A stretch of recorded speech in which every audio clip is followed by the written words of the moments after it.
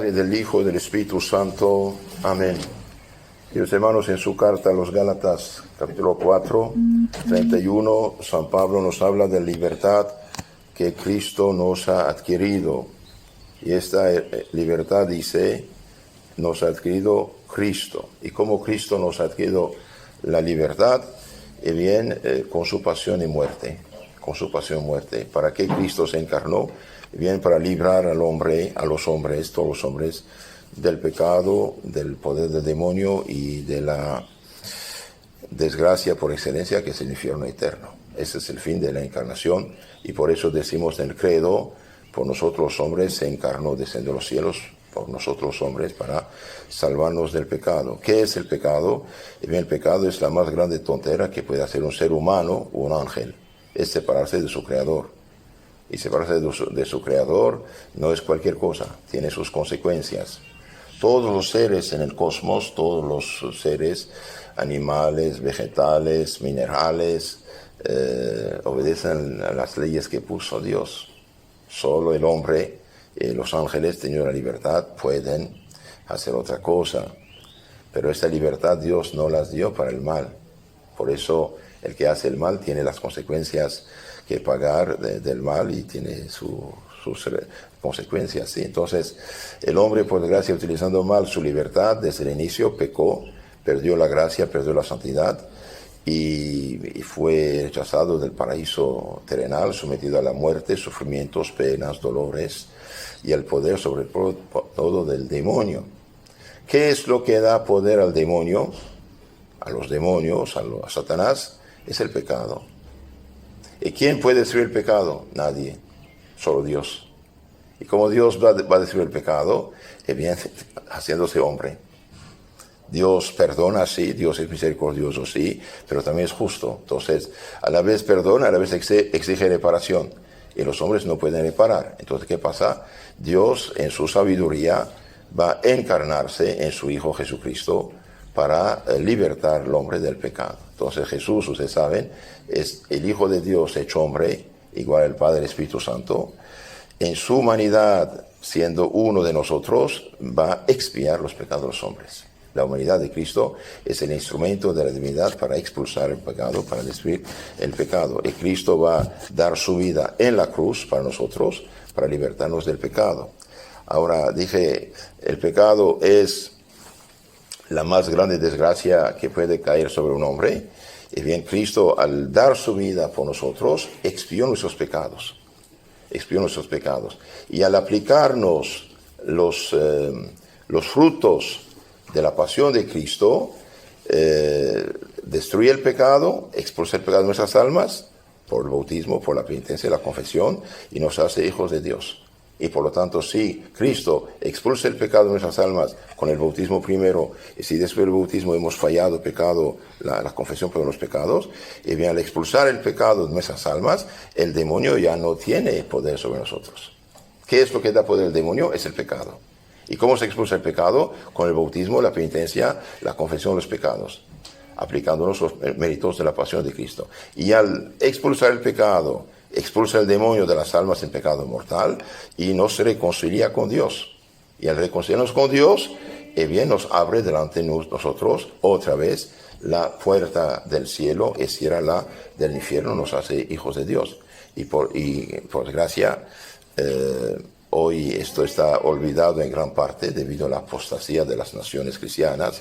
Hace varios siglos, desde el mal llamado Renacimiento, en siglo XV empezó, siglo XVI, esto produjo el protestantismo que es relativismo de libre examen bíblico, produjo la masonería, produjo todo el liberalismo, produjo las ideas actuales, y hoy llegamos a tanta, podemos decir, imprudencia, que no solamente la gente peca, pero también exige derecho para el pecado. Exige derecho al pecado, y es una catástrofe sin nombre. Y es deber de los ministros de Dios, deber de los apóstoles y sus sucesores, decir la verdad a la gente. El pecado existe, el demonio existe, el infierno existe, el cielo existe. Y hay la posibilidad de caer en el infierno eternamente. Y el que cae en el infierno ya no puede salir del infierno. Todos los que están ahora en el infierno, claro, les duele, muerden, son rabiosos contra sí mismos de haber perdido la dicha eterna del paraíso por sus tonteras, por sus pecados. Pero ya no hay remedio. ¿Por qué? Porque en la eternidad ya no hay tiempo. La eternidad es un instante que nunca se acaba, de felicidad o de desgracia total. Entonces, recapacitemos durante esta Santa Cuaresma de recuperar nuestra libertad de hijos de Dios. Hoy escuchamos a gente decir, pero soy libre de hacer lo que quiero. Puedes hacer lo que quieras si quieres, pero no es verdad que sea libre de hacer todo lo que quieres. No es libre de subir al quinto piso de una casa y volar como un pájaro. Puedes hacerlo, pero vamos a ver a dónde vas. ¿Y qué están las consecuencias? No estás libre de tomar algo tóxico. No es verdad que seamos libres de lo que queremos. Y por desgracia hoy hay un abuso de la libertad que lleva al pecado. Y el pecado es la desgracia total y absoluta para el hombre. Nadie puede libertarnos del pecado sino Cristo, la pasión de Cristo. ¿Y cómo llega a nosotros los frutos de la pasión de Cristo? Bien, mediante la iglesia. ¿Cuál iglesia? La católica. ¿Por qué la católica? Porque es la única iglesia que Cristo dejó fundada, establecida y encargada de comunicar esa salvación. Y hoy cualquier charlatán, cualquier pobrecito funda un negocio jugoso, lucroso y en nombre de la iglesia y Biblia en la mano y insulta a la iglesia madre haciéndose como ministro de Satanás disfrazado de apóstol de Cristo. Eso también es sumamente grave. Es sumamente grave. Hoy, por ejemplo, las sectas protestantes que nos rodean, yo sé que en su seno hay gente honesta, gente realmente que busca a Dios, etc., pero engañada. Una madre de familia puede con mucho cariño preparar un plato de comida muy sabroso para la familia y matar toda la familia sin quererlo. Sin quererlo. Actualmente estamos en esto. Los frutos de la pasión de Cristo para destruir el pecado, para expulsar el demonio, para libertarnos del poder del demonio, libertarnos del riesgo del infierno eterno, reconciliarnos con Dios, y bien en nuestras almas, en la Iglesia Católica, mediante los santos sacramentos, que son los 7 canales de la salvación de Cristo. Y hoy también otra catástrofe, además de las sectas que engañan a la gente, falsificando el Evangelio. Hay el problema de la falta de vocaciones religiosas y sacerdotales. ¿Cuántos pueblos no tienen sacerdote? ¿Cuántas aldeas ya no hay sacerdote? Un sacerdote a veces tiene, además de su parroquia, 10, 15, 20, 30 o hasta 60 aldeas, caseríos para atender. Y humanamente hablando es imposible atenderlos. Y de ahí vienen esos lobos feroces con la vida falsificada, toman cualquier ignorante que a quien lavaron el coco, lo nombre dice que pastor y va a predicar herejías y la Biblia en la mano. Y eso es una catástrofe. Por eso necesitamos rezar por las vocaciones. Entonces San Pablo dice, la libertad, esta libertad de hijos de Dios nos la ha adquirido Cristo. Pero cuidado, no nos equivoquemos de esto. Esta libertad podemos perderla. ¿Y cómo podemos perder la libertad que Cristo nos ha adquirido? Y bien, por el pecado. ¿Cuál pecado? El pecado mortal. Y para no caer en el pecado mortal, hace falta luchar contra el pecado venial. Los pequeños pecados que no nos separan de Dios. Por eso tenemos que ser atentos y ver cuál es nuestro defecto dominante. Nuestro defecto dominante, cada uno tiene un defecto dominante, ¿no? Uno es la cólera, otro es la avaricia, otro es el despilfarro, otro es la envidia, otro es la pereza, la flojera, otro es la lujuria, y uno puede un poco tener de varios pecados, pero uno es más dominante. Por eso los padres, los abuelos, los educadores vigilen dónde está el defecto dominante suyo primero para luchar contra sí mismo y después de los hijos, de los nietos, ayudarlos para que eso no crezca. Un arbolito chiquito, tierno, usted puede enderezarlo, pero cuando tiene medio metro de grueso, ni un tractor puede enderezarlo. Es difícil. Entonces, muchas veces los niños que no fueron enderezados, corregidos por sus padres o educadores o abuelos, después caen en pecados, pueden hasta perderse. Entonces, luchar contra el defecto dominante, luchar realmente contra el pecado venial deliberado para no llegar al pecado mortal. Y si el pecado mortal se presenta, el diablo hará todo para presentarlo en nuestra debilidad, inclinación, debido al pecado original, en sus heridas nos impulsa a esto. Queridos hermanos, sepamos lo que estamos perdiendo. Nadie pondría su garganta así para que le corten la cabeza. A nadie. Pero el pecado es dulce, el pecado es agradable. Entonces uno quiere aprovechar del pecado, pero tiene sus consecuencias. En sí todo lo que Dios hizo es bueno, pero el problema viene del mal uso de las cosas. El mal uso es lo que causa el pecado. Por ejemplo, tomar un vaso de vino en sí no es malo, hasta es bueno. Pero ¿para qué usted va a tomar 3 litros? Exagero un poquito diciendo 3 litros, o 10 cervezas. ¿Para qué? Con una ya es suficiente. ¿Sí? Una persona ya tiene 18, 20 años, terminó sus estudios, tiene lo que era, que se case, que funde una familia, que tenga hijos, que tenga esposo, que tenga esposa. ¿Para qué ponerse novios unos 10, 15 años? ¿Y qué? ¿Qué va a pasar? ¿Hay problema? Entonces luchemos varonilmente contra el defecto dominante, contra el pecado venial deliberado. Y cuando llega el pecado mortal, sabemos que está mal, y bien no discutir con esto. Porque los santos decían, especialmente el Santo Domingo Sabio, el alumno de Don Bosco, porque decían, prefiero la muerte antes que el pecado. ¿Qué significa esto? Prefiero morir, dejar esa tierra de pecado y de miseria, ir al cielo antes que entregarme el pecado con riesgo de caer en el infierno.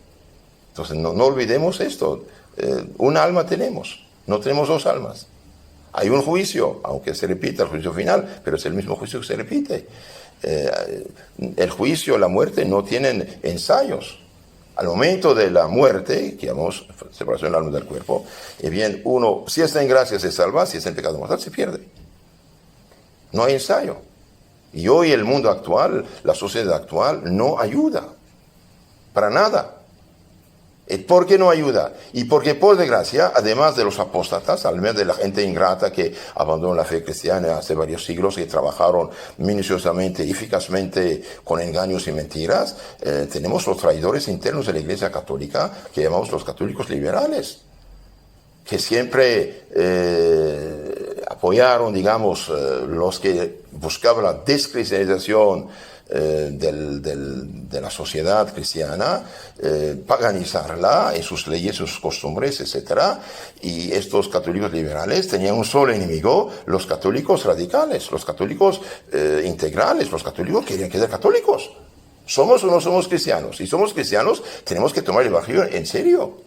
Dios existe, el diablo existe, el infierno existe, el cielo existe, el pecado existe, y no podemos jugar. Los verdaderos cristianos luchan en su propia vida al inicio, después donde estén, para implantar el reino de Cristo en las almas. Primera cosa que debemos hacer es conocer nuestra fe divina y católica como debe ser conocida y asimilada, y después vivir conforme a esta fe. Queridos hermanos, hay 10 mandamientos. No son 2 los mandamientos. ¿Cuántos católicos hoy? No he matado, no he robado. Pues no has matado, no has robado.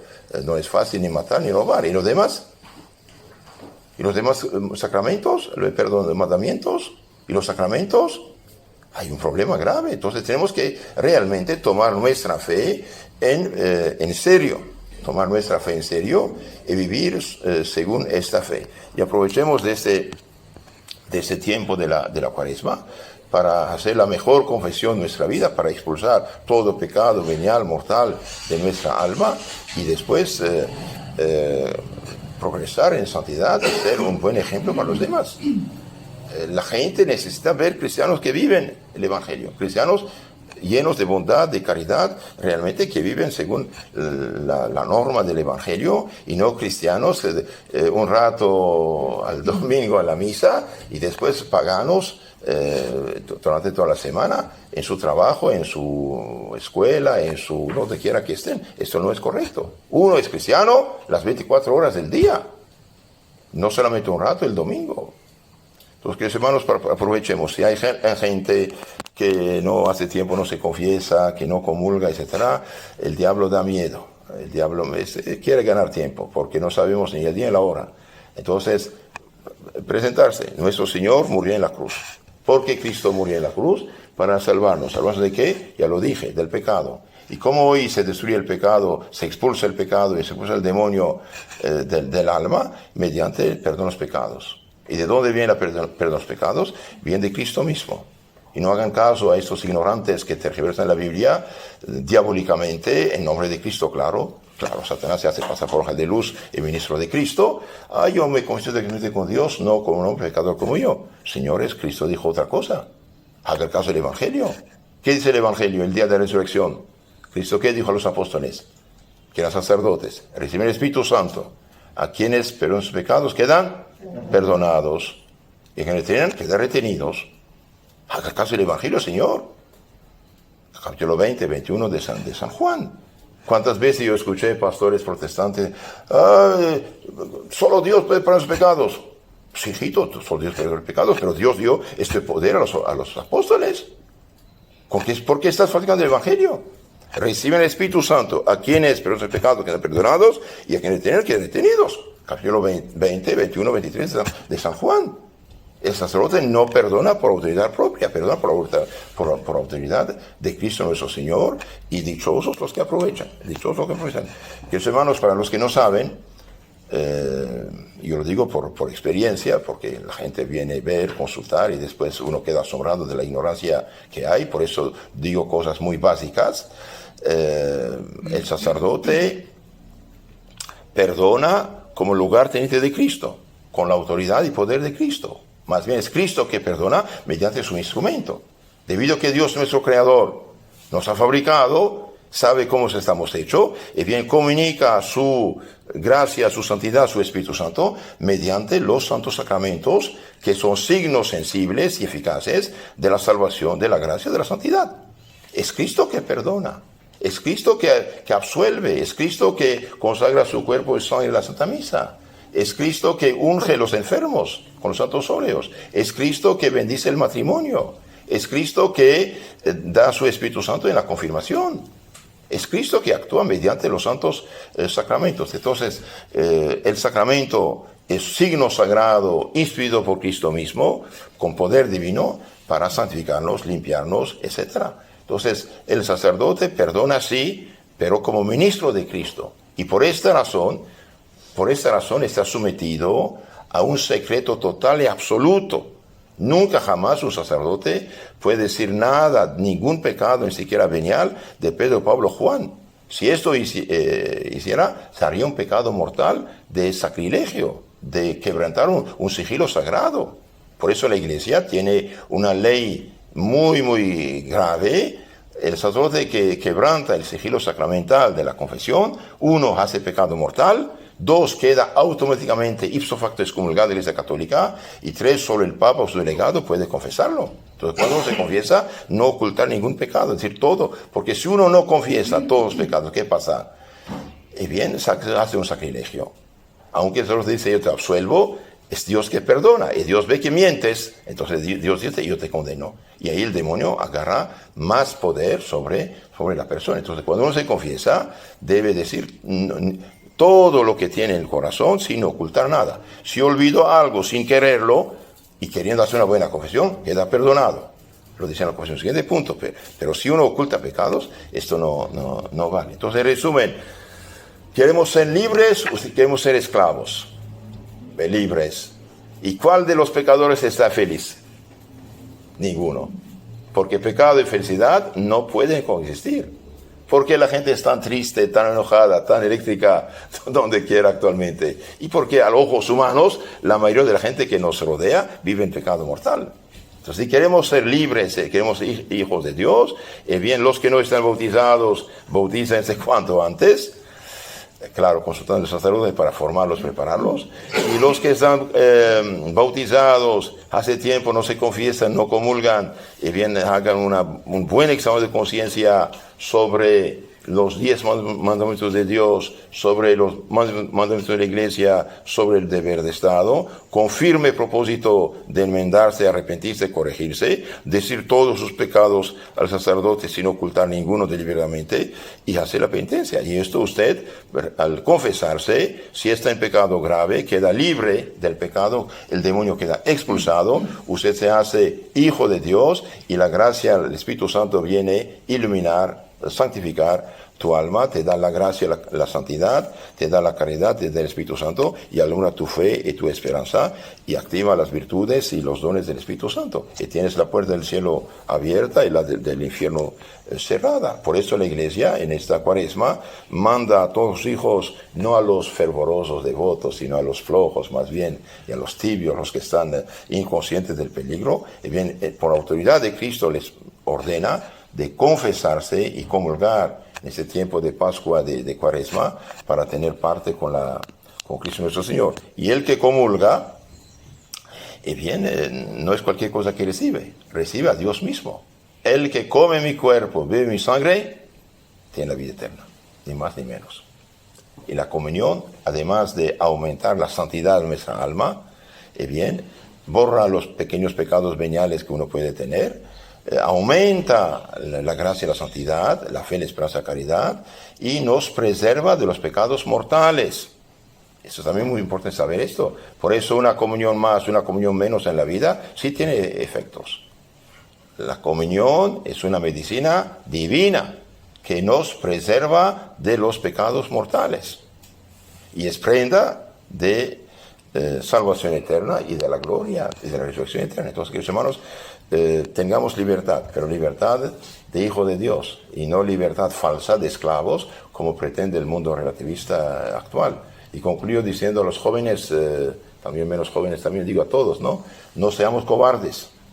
Nunca consentir, aceptar, colaborar en un pecado porque uno tiene de lo que dirán unos 4 pobrecitos pecadores ignorantes. Nunca un cristiano es cobarde frente al testimonio de la fe, frente a esta gente ignorante que impulsa al pecado. Usted debe decirse discípulo de Cristo y comportarse como discípulo de Cristo. No en vano uno queda confirmado en la frente, con la señal de la cruz en su frente, precisamente para no tener miedo a lo que dirán los demás y dar testimonio de la fe. Entonces, en resumen, Cristo nuestro Señor se encarnó. ¿Para qué? Para salvarnos. ¿Salvarnos de qué? Del pecado. ¿Qué es el pecado? Es una desobediencia voluntaria a la ley de Dios en materia grave. Esto se llama pecado mortal. ¿Qué es lo que da poder al demonio? Es el pecado. ¿Cómo se destruye el pecado? Con la sangre de Cristo. ¿Cómo la sangre de Cristo llega a nuestras almas? Mediante los sacramentos, especialmente el bautismo, y después del bautismo, la penitencia, la confesión. ¿Qué nos da la confesión? Si estamos en gracia de Dios, aumenta la gracia y la santidad, etc. Si estamos en pecado mortal, la confesión expulsa el pecado, expulsa el demonio, abre la puerta del cielo, cierra del infierno, nos hace hijos de Dios y nos da fuerzas, energías contra el pecado futuro. ¿Y quién puede hacer todo esto? Cristo mediante el sacerdote. ¿Por qué mediante el sacerdote? Y porque es Cristo que dejó el sacerdocio y dio este poder a la Iglesia para perdonar los pecados. Entonces aprovechemos, dije, de esta Cuaresma, de este tiempo, para hacer la mejor confesión de nuestra vida, comulgar y luchar la pelea del Señor. Vale la pena, vida eterna, ¿no? Santo Cura de Ars dijo, si Dios permitiera que un sacerdote vaya a la puerta del infierno, todos los condenados gritarían a voz alta todos sus pecados para ser libres de esta cárcel. Y esto ya no existe, no puede ser. ¿Por qué? Porque después de la muerte, y es el juicio, y una vez juzgados, cada quien queda congelado, podemos decir, en su maldad o en la gracia o en la santidad. Yo quiero que todos dejemos este mundo en santidad. En nombre del Padre, del Hijo y del Espíritu Santo. Amén.